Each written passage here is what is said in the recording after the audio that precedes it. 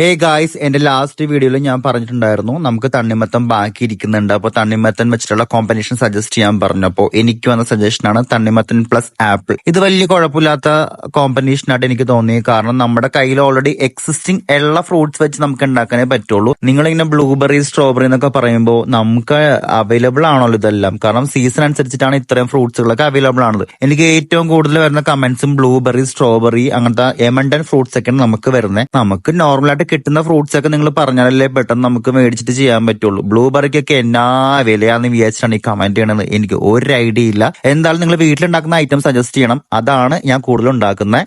Hey guys, item ready ആയിട്ടുണ്ട്. Taste ചെയ്ത് നോക്കാട്ടോ.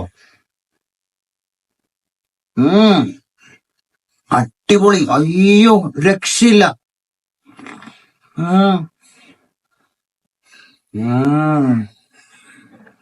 So good.